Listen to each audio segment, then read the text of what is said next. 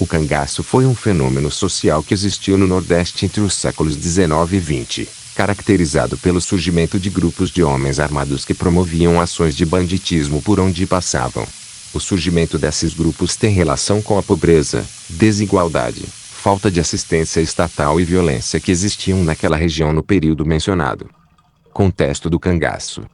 No final do século XIX, o Brasil passava por profundas transformações políticas e sociais derivadas de acontecimentos marcantes desse período. Apesar disso, o país ainda enfrentava graves problemas que repercutiam na sociedade por meio da reprodução da pobreza, da fome, da falta de acesso à justiça, entre outros. Nas zonas interioranas do Brasil, o poderio de grandes famílias sobre a população era evidente, e o que se presenciava era o monopólio da terra nas mãos de poucos e a exploração intensa dos sertanejos. Essas grandes famílias mandavam na população pobre como uma espécie de estado paralelo, e a disputa de interesses, muitas vezes, resultava em violência. Esse poderio se sustentava por meio da troca de interesses, e, assim, representantes do Estado, como policiais e políticos, por exemplo, atuavam apenas como defensores dos interesses dessas poucas famílias. Caso houvesse desavenças, essas famílias usavam sua riqueza para resolver a situação pelo uso de armas. Esse cenário se reproduzia em diferentes partes do país, inclusive no Nordeste. A população era afetada pela exploração de seu trabalho e via sua condição de vida ser agravada pela seca. Enquanto isso, os latifundiários, chamados de coronéis, nadavam em prosperidade e sustentavam seu poderio na exploração das pessoas e na força armada de seus jagunços. Esse cenário era perfeito para a existência de banditismo, isto é, para o surgimento de grupos de bandidos armados que atuavam atacando propriedades e cidades, roubando o que fosse possível e assassinando aqueles que se colocassem em seu caminho. A pobreza, a inexistência do Estado, a falta de perspectivas e, muitas vezes, o desejo por vingança serviam de motivadores para esses grupos. Na segunda metade do século XX, o Nordeste brasileiro presenciou o surgimento de grupos de bandidos que atacavam propriedades e cidades em pequenos grupos. Eram os cangaceiros, membros de um dos fenômenos mais conhecidos do Brasil, o cangaço. O que foi o cangaço? Como mencionado, o cangaço foi um fenômeno de banditismo que se estabeleceu no Nordeste entre o final do século XIX e o começo do século XX. Acredita-se que o nome desse fenômeno esteja associado à palavra canga, uma peça de madeira que unia dois bois em um carro de bois. Isso porque os cangaceiros levavam suas armas nos ombros, assemelhando-se às cangas dos bois. O cangaço teve atuação por quase todo o Nordeste, com exceção do Piauí e Maranhão, e era formado por homens armados que atuavam em grupos atacando cidades e grandes propriedades e extorquindo locais para que eles não atacassem e fossem embora. Os cangaceiros atuavam em grupos de até 15 homens para facilitar a locomoção. Menos homens significava mais facilidade para emboscar ou aproximar-se de um alvo sem ser percebido, e também facilitava as fugas. Os cangaceiros, inclusive, não tinham receio em recuar quando fosse preciso, pois isso garantiria sua sobrevivência. Além disso, os cangaceiros não se fixavam em um lugar, mas seguiam uma vida nômade. Conheciam a caatinga como poucos e sabiam muito bem esconder os seus rastros. O grande nome dos cangaceiros, Lampião, chegou a encomendar sapatos com solas retangulares porque, assim, os rastros deixados no solo não indicariam a direção que os cangaceiros estavam tomando.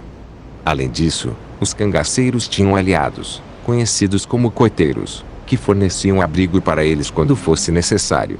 Os aliados do cangaço pertenciam a diferentes classes sociais, indo de pessoas humildes até poderosos, como políticos e coronéis. Existe muita divergência acerca da forma como os cangaceiros são enxergados. Alguns historiadores trabalham com a tese de que eles eram justiceiros, pessoas que praticam a justiça com as próprias mãos, devido à desigualdade social e à ineficiência do Estado para melhorar suas vidas e garantir a justiça. Entretanto, outros historiadores apontam que os cangaceiros utilizavam a questão da desigualdade social apenas como uma justificativa para cobertar suas ações. Esses historiadores interpretam-nos basicamente como grupos de bandidos que atuavam no Nordeste apenas em defesa de seus próprios interesses e que não necessariamente se preocupavam com o bem-estar da população. Ainda, os historiadores sabem algo da violência cometida pelos cangaceiros nos seus ataques. Eles atacavam todos os seus alvos com muita violência e, geralmente, não faziam prisioneiros. preferindo, quase sempre, assassinar as vítimas. Algumas vezes, parte dos ganhos obtidos nos roubos era distribuída para a população carente. Acesse também, Primeira República, o período de maior influência dos coronéis. Lampião e Maria Bonita.